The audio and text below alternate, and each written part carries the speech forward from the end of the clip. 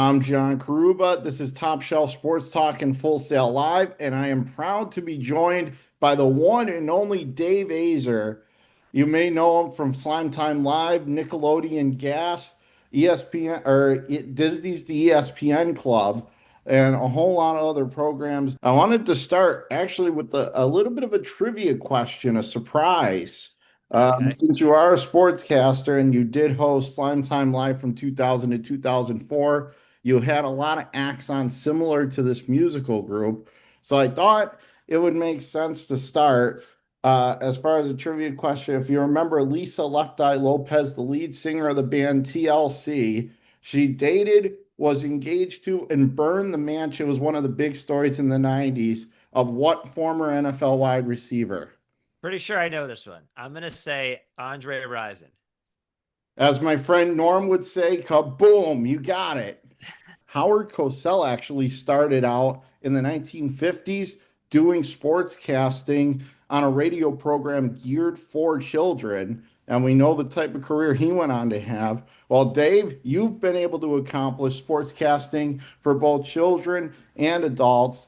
But to start, what made you interested in doing sports on a children's station such as Nickelodeon and Nick Gas?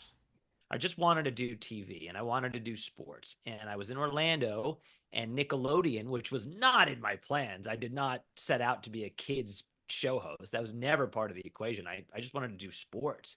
But Nickelodeon was having auditions for games and sports for gas, and I didn't really know much about it. I hadn't watched Nickelodeon since I was a kid, but I thought, okay, it's TV, it's sports, it's kids. I'm kind of doing the Disney ESPN thing right now, so it makes sense. So I just kind of went for it. Again, it wasn't really what I had my heart set on per se, but it was a chance to get on TV and talk about sports.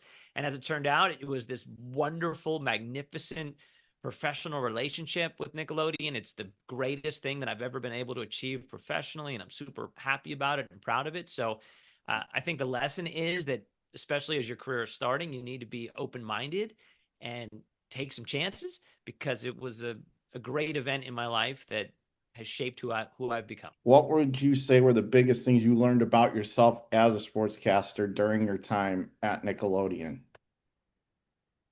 I again, I think for me, it just became you just become this voice for the audience.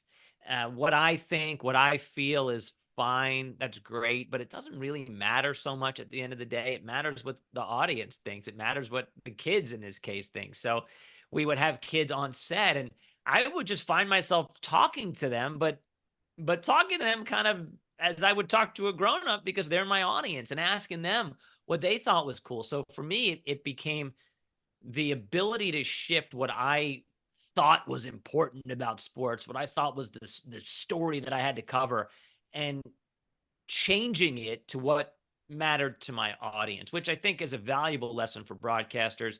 It's fine to have a set agenda when you're covering something or interviewing somebody. That's fine. You should prepare, of course, but you need to also be able in the moment to pivot based on the audience, based on the guest, etc. How were you able to get yourself to a point where you were able to do it and realize that? You make a lot of mistakes when you're starting out in your career. You goof up, you say stuff that you think works but it doesn't. You do a segment that you think is great and it falls flat. You can't get too worked up about that stuff. You can't take yourself too seriously. You need to understand at the beginning of your journey as a broadcaster, a sportscaster, a game show host, whatever it is, that you're going to make mistakes, and that's okay. The important thing is not to keep making the same ones over and over, to learn from them. And I think that's what I was always pretty good at. I made my share of mistakes, try not to make them twice. We are talking with Dave Aizer. You're watching Top Shelf Sports Talk and Full Sail Live. I'm John Carubba. What was your biggest challenge as a sportscaster presenting sports, having to do it for a younger demographic such as kids, as opposed to if you're doing it for adults? Well, I think analytically, you're explaining stuff differently. You're not talking about baseball, for example, if I'm doing play-by-play, I'm not going to talk to a 10-year-old about the difference between a two-seamer and a four-seamer, or who's covering which bag on a bunt. They don't care about that stuff. Maybe some of them do, but you need to I just tried to think about what I loved about sports when I was a kid, the joy of it. The adoration of some of these athletes, just being able to play. I think it's the spirit of play. So when I was covering sports for Nickelodeon, I just tried to lean into making it fun, not asking the athletes the hard, tough questions that they get asked by sportscasters like yourself, asking them kind of stuff that maybe they thought about when they were kids, and just leaning into what makes sports cool. How did the restrictions or content guidelines follow from or differ from something like Fox Sports or Bally Sports? I just tried to stay clear of anything that was even remotely controversial or anything like that. I just off the top of my head, I just remember going to the Super Bowl for Nickelodeon, covering it for Nickelodeon, and talking to football players and playing rock paper scissors with them on camera. That's what we did. I'm not asking about what's going on in the locker room and who's mad at who and you got benched and what do you think about that. I'm like, rock paper scissors, man, let's go, and the winner has to do this and the loser has to do this. That's what we did. But how fun. And also, by the way, fun for the athletes, because they get asked the same questions all the time by everybody. And then I come in with my Nickelodeon camera and my microphone flag and just asking them silly, goofy stuff. And I think they dug it. That's interesting. Rock, paper, scissors. Who uh, who in the NFL that you played with, who's the best at it? Well, I know you're a Buffalo guy. You will appreciate this. Doug Flutie was very good at rock, paper, scissors. Wow. I guess those Flutie Flakes really paid Yes, off for him with that. correct. How much pressure was there from TV executives? Because you mentioned as far as you realizing how you had to change your commentary. How much pressure was there from the TV executives at Nickelodeon to make sure that you kept your commentary toned down because it was a children's show? I'm pretty lucky, or I was pretty lucky when I was there, because yeah, sure, you have production meetings before you do something like that, and then you have some tape analysis afterwards where you watch it with the executive producer, the director, etc., and everybody's got notes. But I think pretty quickly they realized that I got it. When you were hosting Disney's ESPN Club, who were some of the best athletes or most notable that you remember that you got to interview?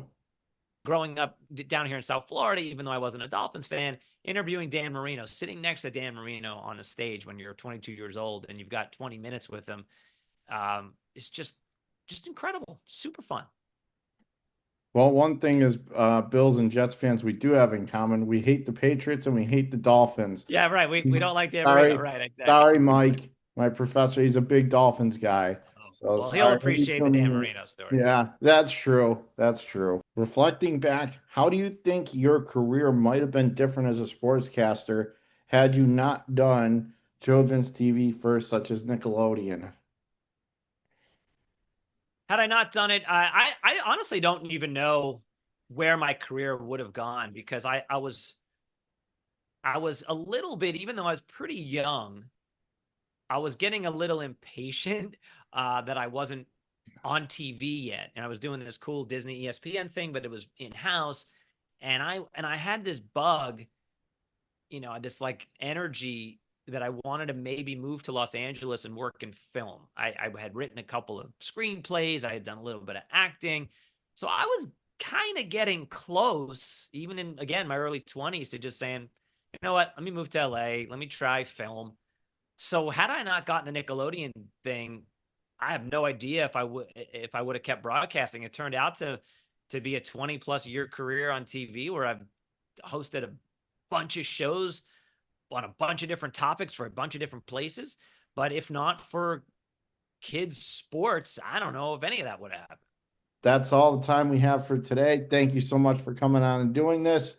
Dave Aizer, the one, the only, and I am John Carubba. This has been Top Shelf Sports Talk, and for Full Sail Live, we'll see you again next time. Thanks for watching.